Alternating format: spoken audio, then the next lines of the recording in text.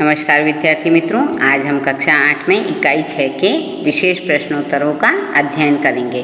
पहला प्रश्न है, निम्नलिखित विकल्पों में से सही विकल्प चुनकर लिखिए। पहला, शकुंतला किसकी पुत्री थी? तो ए सुव्रता, बी मेनका, सी तपस्विनी या डी महारानी। तो शकुंतला बी मेनका की पुत्री थी। दूसरा है, तपस्विनी कौन सा खिलौना लेकर लौटी?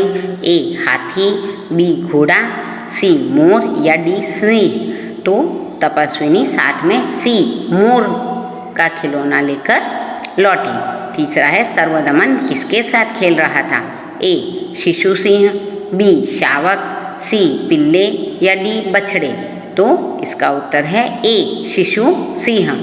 चौथा है, सर्वदमन क्या गिन रहा था? ए पैसे, बी खिलौने, सी दांत या डी कुछ भी नहीं। तो इसका उत्तर है सी दांत। इस रक्षाबंधन का नाम रिक्त स्थान है।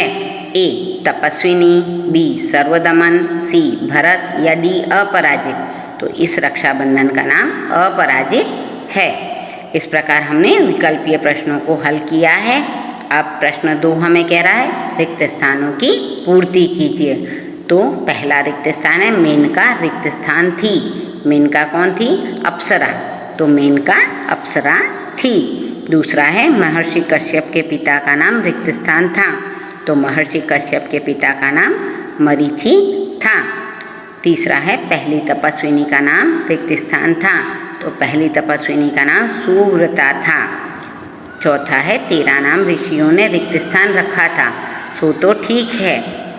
तो 13 नाम ऋषियों ने सर्वदमन रखा था। सो ठीक ही है।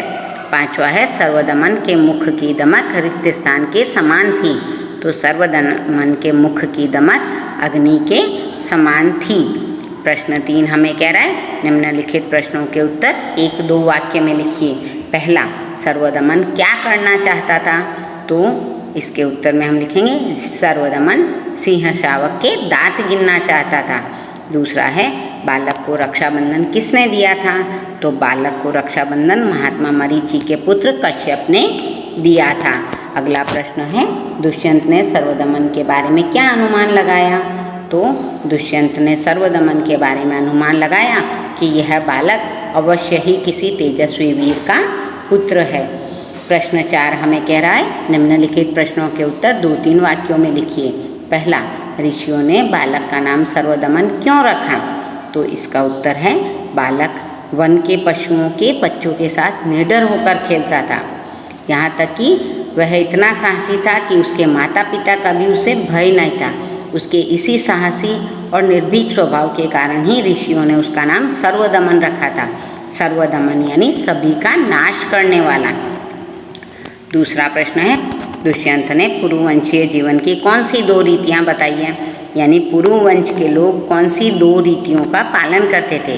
तो पहली रीति है कि वे युवावस्था में महलों में रहकर पृथ्वी की रक्षा और पालन करते थे। और दूसरी रीति है कि जब वे बूढ़े हो जाते थे यानी वृद्धावस्था में, तो वे तपस्वियों के आश्रम में वृक्षों के नीचे कुटिया बनाकर रहते थे। यहाँ पर प्रश्न 3 हमें कह रहा है, दुष्यंत बालक के प्रति आकृष्ट क्यों हो रहे थे? तो इसके उत्तर में हम लिखेंगे कि बालक स्वस्थ था, सुंदर, निर्भीक और हठीला था। इन्हीं सब विशेषताओं के कारण दुष्यंत बालक के प्रति आकृष्ट हो रहे थे। आकृष्ट यानी अट्रैक्शन, यानी उन्हें उसके प्रति लगाव आ रहा था। प्रश्न 5 हमें कह रहा है, निम्नलिखित प्रश्नों के उत्तर सविस्तार से लिखिए। पहला प्रश्न है, सर्वदमन के व्यवहारों को देखकर दुष्यंत के मन में कौन कौन से विचार आते हैं? तो सर्वदमन का साहस, निर्भयता और उसका सहज बालहट ये दुष्यंत को आनंदित कर देते हैं। दुष्यंत के मन में उस बालक के प्रति प्रेम उमड़ आता है। उन्हें उस बालक का तेज भी आकर्षित करता है।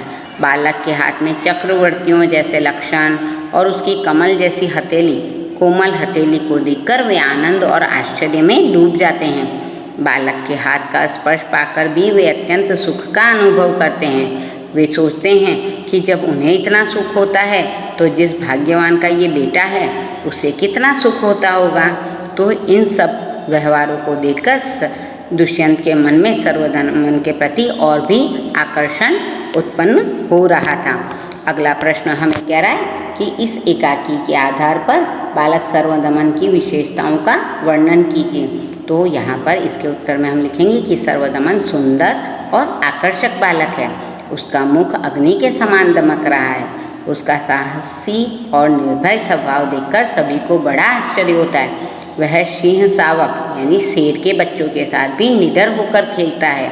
यहाँ तक कि तपस्विनियों के सीखने के आने का डर समझाने का भी उस पर कोई असर नहीं होता है। उसमें चक्रवर्ती सम्राट होने के सारे लक्षण दिखाई देते हैं और उसे मिट्टी के खिलौने यानी मिट्टी के मोर ये सभी भी बहुत प्रिय हैं। तो मिट्टी के खिलौनों से भी उसका लगाव स्पष्ट नज़र आता है।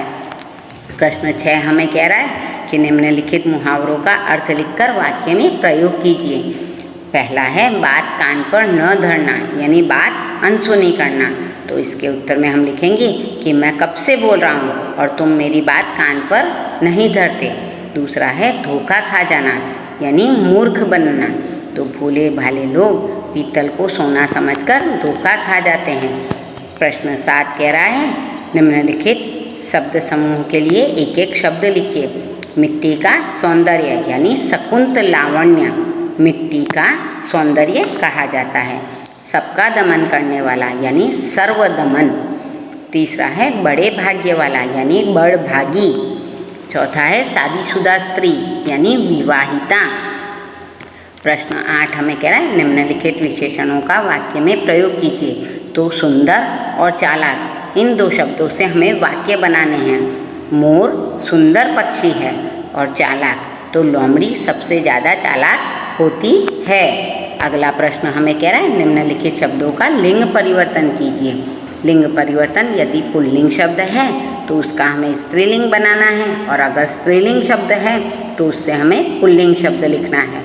शेर तो शेरनी, माली तो मालिन, नाग तो नागिन, पंडित तो पंडिताइन, ठाकुर तो ठकुराइन, लेखक तो लेखिका, बालिका तो बालक, गायक तो गायिका, शिष्य तो शिष्या, मोर तो मोरनी।